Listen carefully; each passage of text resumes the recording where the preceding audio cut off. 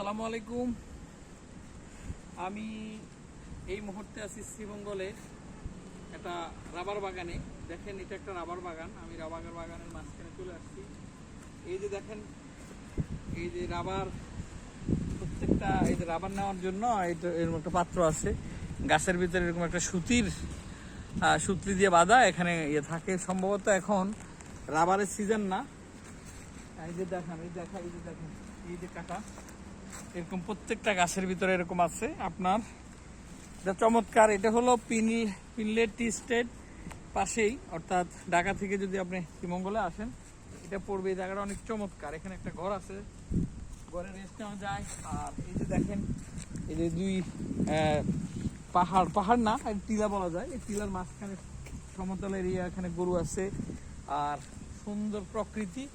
যারা প্রকৃতি প্রেমী, যারা গাছকে ভালোবাসেন, পিওর অক্সিজেন নিতে চান, তাদের জন্য এই জায়গাটা একটা, আমি মনে করি একটা সর্বোত্তম জায়গার ভিতরে একটা।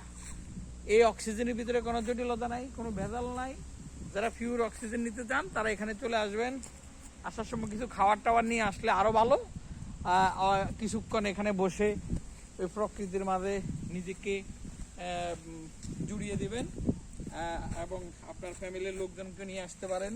চমৎকার লাগবে। আমি আমার ফ্যামিলির লোকজন নিয়ে আসছি ইনশাল্লাহ। এই যে এখন এখানে গাড়ি রাখছি, কিছুক্ষণ এখানে আমরা সময় কাটাবো, তারপরে অন্য আরেকটা জায়গায় যাব। আরো নতুন নতুন শ্রীমঙ্গলের জায়গা আমরা দেখব। যদিও শ্রীমঙ্গলে আমার এটা অনেক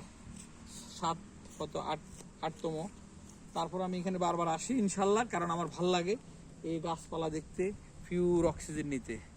তো আমার সাথে থাকুন। আমার একটা চ্যানেল আছে, চ্যানেল 19।